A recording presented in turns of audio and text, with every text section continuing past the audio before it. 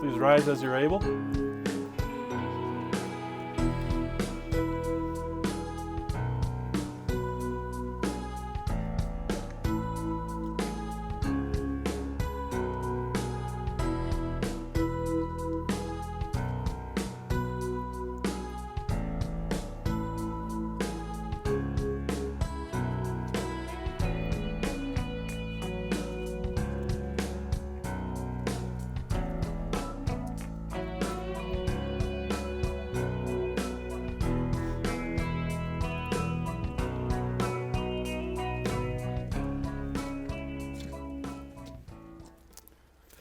Who presents this woman to be married to this man?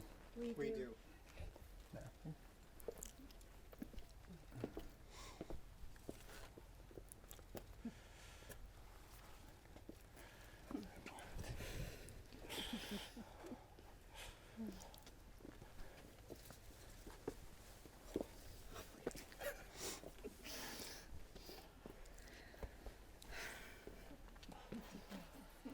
You guys ready? Yeah, All right. let's do it. Welcome everyone, friends and family, and those joining us via Zoom. We are here today to celebrate one of life's truly great moments, the joining of these two wonderful people and the sharing of their love with one another. Today we have all been chosen to witness the joining of Matthew and Dana in marriage. First of all, let's just get this out of the way. If there's anyone present that has just cause or why this couple should not be united in marriage, please keep quiet. Well, here we are in the Sonoran Desert with a beauty of its own. The view that you are looking at with the Santa Catalina Mountains behind us, along with the desert floor, is one that is hard to describe. Me, however, I get to look back at all of you and soak in the joy and support you have for this wonderful couple. Dana and Matthew, this is it. This is now. This is what you've been dreaming about for a while, and we all know why. Take a moment. Look out over this view. Look at everyone that's joined us here today. Can't you see forever right in front of you? So take each other's hands and just take it in. This is one of those moments that you will never forget. Today we have come together to witness the joining of these two lives. For each of them, out of the routine of ordinary life, something truly extraordinary has happened. They swiped right. They met, they laughed, shared a few brews, fell in love, went through some trying times, were backpack tourists together, moved away from Tucson, and are finally here to celebrate their wedding on this wonderful day, in this wonderful place with all of you wonderful people. I'm very much honored to have the pleasure of being the officiant for this splendid occasion. I've been able to pop in and out of their lives and see how both of them have grown as individuals, as friends, and as a loving couple. Marriage, here's some advice from me. You're going to get lots of it. Marriage is a funny thing. It evolves as you do. It changes on the daily, and it will always keep you on your toes. I wish I could give you both all the words of wisdom, tricks of the trade, or even warn you of some of the traps that you will step in. Mainly the traps are for you, Matthew. In all reality, though, you will need to discover those on your own and together as a couple. But I will tell you how amazing it is, all of the incredible things that you'll get to enjoy, and the journeys that you will embark on. You both have accomplished so much in life already, and this event is another one of those triumphs that you will remember forever. I like to view a couple's marriage as a springboard because I truly believe it gets better each and every day, week, month, year, and into infinity. When my wife and I got married, the person officiating our wedding talked about making our bed during the ceremony and how it should be this peaceful thing and that we should take joy in doing it together. Let me tell you, boy, was he wrong. And that is far from the truth. See, my wife is very particular in how the sheets and all the fixings are put on the bed. Me, on the other hand, if the sheets are on the bed and the pillows have pillowcases, it's good enough for me. Even with a centimeter off, my wife will be that nitpicky. The fitted sheet and the bed sheet must be perfectly smooth, no wrinkles or waves. Me, on the other hand, can't tell the difference when I hop into bed. She likes the sides tucked in, tight, which is funny to me, because this is the same gal that can't stand being in a sleeping bag because she gets claustrophobic, because she can't move. Me, on the other hand, I'm like George Costanza from Seinfeld. I can't stand the sheets to be tucked in on the side, but I have no problem with a sleeping bag. So you both are looking at me like, why the heck are you talking about making a bed? Well, that's because every time that you guys make the bed together, you can each think of me and talk to yourselves and say, can you believe that Eric talked about making the bed during our wedding? No, that's not really the reason. After several years of being married, and I can't begin to count how many times of making the bed with my wife, we have had time to reflect on what seems like a simple and mundane task. Something we both have come to realize is what we thought we knew about each other and everything the other person liked or disliked when we got married. But in all reality, we only knew a little portion. We have discovered that our lives and our likes and dislikes have also evolved throughout our marriage. So what I'm trying to convey to both of you today is that you both have so much more to learn about each other as a married couple. And the growth and the learning as a couple will continue for as long as you live. You both must always remember that the little things can be big things. You are never too old to hold each other's hands. You must always be sure to say, I love you. You have to stand by each other, support each other, and face the world together. Always forgive and forget. Never hold a grudge. And if you can help it, don't keep score. Find the good and the beauty in all things, however hard it may be. If you love something, love it completely. Cherish it, say it, but most importantly, show it. Life is fragile, and just because something is there one day, it might not be the next. Never take that for granted. Say what you need to say, then say a little more. Say too much, love too much. Remember, everything is temporary, but love outlives us all. And now, we get to the vows, the promises. There are no vows more meaningful and powerful than those which will be shared here today. Your wedding vows are a sacred declaration of your love for each other, the foundation of your relationship as a married couple, and the life you want to build together. Matthew and Dana will now recite their personal vows they have prepared for each other. Now, if either of you forget what you're going to say, please do not look to me for help. Matthew, we'll start with you.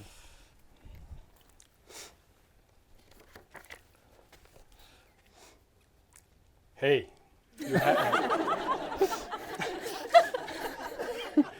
you have a beautiful smile, is the first message I sent to you.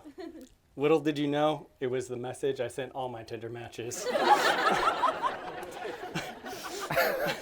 And little did I know that you were just a poor college student looking for someone to buy you beer.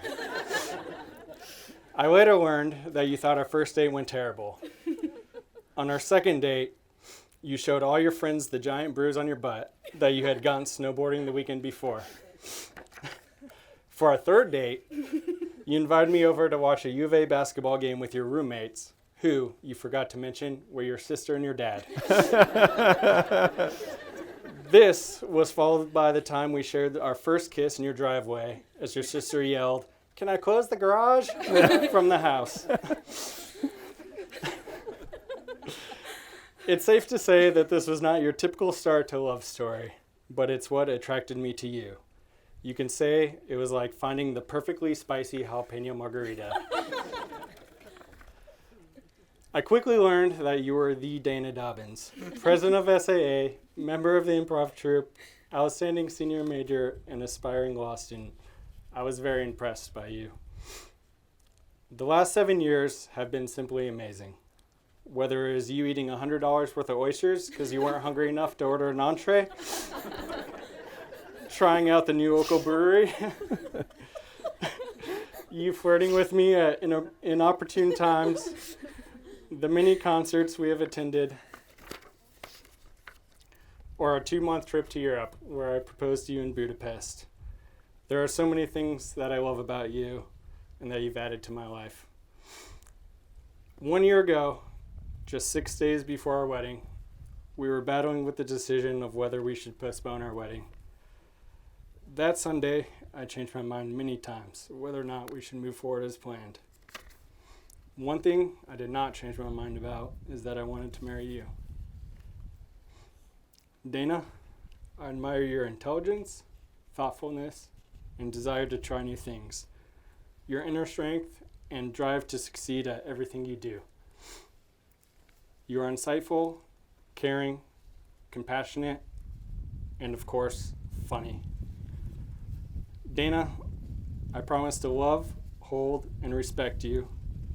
I promise to let you sleep in on weekends and make you coffee when you wake up. I promise to compliment you as much as you compliment me. I promise to support you in the pursuit of your dreams. I look forward to us supporting each other in our careers and hobbies. I look forward to us having fun adventures and traveling the world together. Dana, I look forward to growing old with you and experiencing all of life challenges together. Dana, I'm honored to be your husband.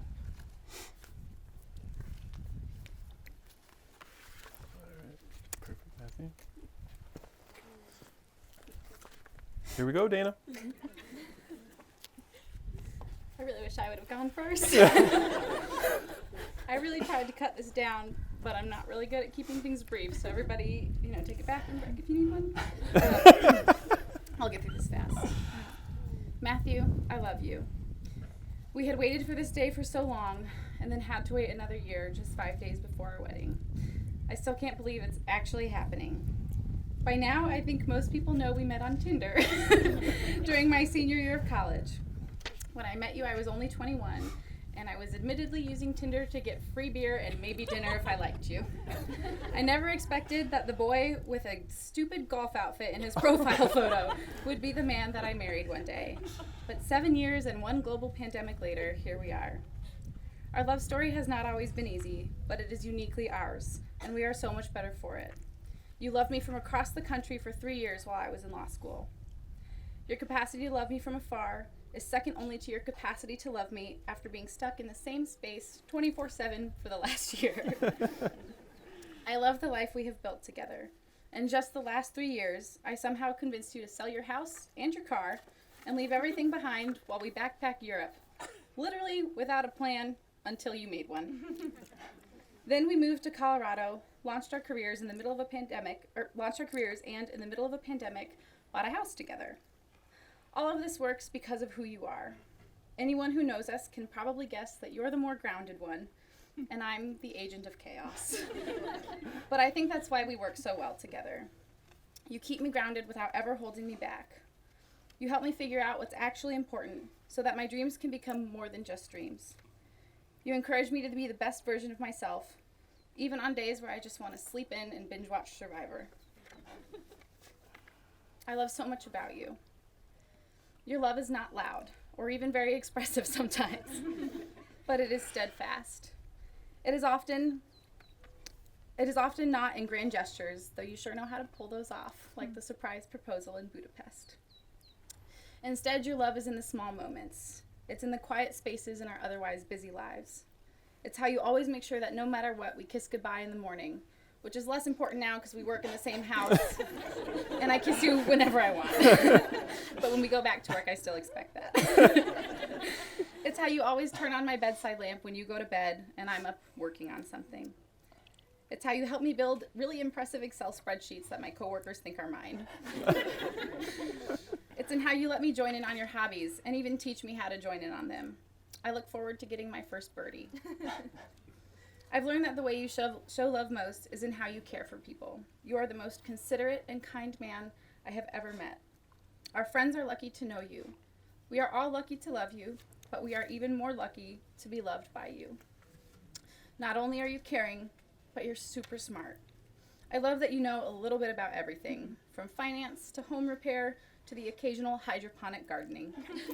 You are even somewhat of a dating guru, and it's been fun to see our friends and my sister come to you for advice, even though your message is always, you have a pretty smile. I love your mischievous and witty sense of humor and all of the laughter you bring to our home. I love your commitment to planning, but never over-planning. I love your shit-eating grin when you say something funny or when you know you might be in trouble. I love how you can barely contain your enthusiasm when you ask me for thoughts on your latest project, which is then quickly followed by a confession that you've already spent too much money on said project. I love the joy you get from trying new recipes, and thank God you love to cook, because otherwise we would starve. You have shown me that love is a verb. It is more than words and more than a state of existence. It is an action, and it requires work. Today, I make the promise to put in the work to make our marriage happy, long-lasting, and full of laughter. I promise to keep going on adventures with you, and I'll try to help with the planning instead of just saying, we can wing it all of the time. I promise I will still flirt aggressively with you at inopportune times, because I like it when you blush. I promise that I will appreciate all of the extra work and burden that you take on in our lives, so that I can do things like work more. But really, so that I can enjoy the time that I have off. and I will always work with you to find the balance as our needs and our family changes. I will encourage you to pursue your many hobbies and passions and support you. When we disagree, I will do my best to listen to your perspective and to understand where you're coming from. I will make sure that you know that I absolutely love you, even in the moments when I may not like you. Because I was so young when we met, we basically grew up together. Now I can't wait to grow old together. You are already an amazing partner. You will be an even better husband and truly the greatest dad. I can't wait to see you with our kids someday, and I know that I will only love you more as I see you loving them. I love you today more than I did yesterday, but not as much as I will tomorrow. Thank you for being you, and thank you for choosing me. So I'm going to step to the side. So Matthew and Dana have chosen to do a wine box. So the significance of this box is that it'll be a promise of the power and the duration of their relationship during the years to come. When their anniversary comes, the couple will open the box, drink the wine, relive their wedding day, and hopefully put a new bottle of wine in to be opened again during their future anniversary. Some couples wait till their 5th or 10th anniversary to open the box. But Dana has made it very clear that they will most likely be opening theirs on their 1st anniversary because she and Matthew are excited to share the bottle of wine they picked out together. Matthew and Dana, you have heard one another's vows.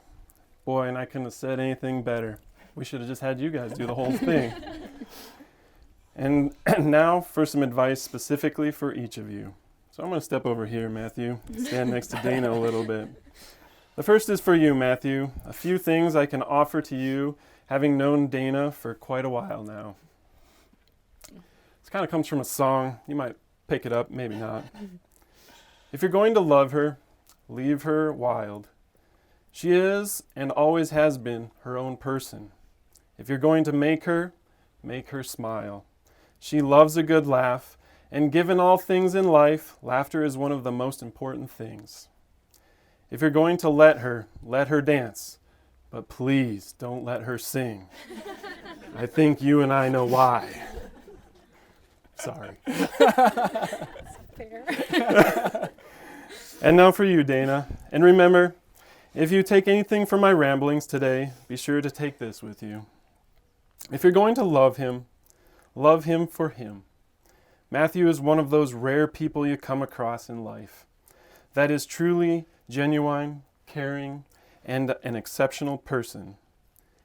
You've already said this for me, but I'm going to say it again. If you're going to make him keep cooking and barbecuing. You of all people should appreciate a personal chef. If you're going to let him create his man cave in the basement of your house. Hey, this next one's for you. Don't worry. I got your back. Just remember, you can turn the garage into your she shed. All right. Now for the good part, the I do's. Matthew, we'll start with you. It's a pretty easy quiz. I think you'll get it. Matthew, you know the lines, right? I do. All right. Matthew, do you take Dana to be your wife and companion? I do. Do you promise to love her, honor her, cherish, and protect her, forsaking all others and holding on to her forevermore? I do. Do you promise to share her laughter during the good times and wipe her tears during the bad from this day forward? I do. Great. Dana, it's your turn for the quiz. So good. He got 100%. Yeah. Dana, do you take Matthew to be your husband? I do. Do you promise to love, honor, cherish, and protect him, forsaking all others and holding on to him forevermore? I do. Do you promise to share his laughter during the good times and support him in times of need from this day forward? I do. All right. Hey, best man Dave, can we have those rings, please? I'm so glad to see those rings, just as much as you guys are. So the ring is a symbol of the unbroken circle of love and trust. Love freely given has no beginning and no end, no giver and no receiver, for each is the giver and each is the receiver. forming a never-ending bond. May these rings always remind you of the vows you have taken, the promises you have made, and the unconditional love you have for each other. Matthew, please repeat after me. There we go. Dana, take this ring as a sign of my true love. Dana, take this ring as a sign of my true love. A symbol that I'll love you always. A symbol that I'll love you always. I choose you every single day, forever. I choose you every single day, forever. All right, Dana. So Dana, please repeat after me. Matthew, take this ring as a sign of my true love. Matthew, take this ring as a sign of my true love. A symbol that I'll love you always. A symbol that I'll love you always. I choose you every single day, forever. I choose you every single day, forever. All right. So family and friends, we can all think and wonder just about all of the ways that people fall in love and the mystery that may surround it. Maybe it could be a touch of a hand, a swipe right, or a brief conversation at a brewery. Whatever it may be, it is all wonderful. Dana and Matthew, all we can ask is that you continue to fall in love with each other every single day. It will take trust, it will take dedication, and it will take commitment to continue on your journey together. But for now, just bask in the greatness that is. So, by the power that is vested in me by the American Marriage Ministries via the mysterious thing called the internet and the state of Arizona, I now pronounce you husband and wife. Matthew and Dana, you may now take each other into your loving arms and share a kiss in this beautiful setting.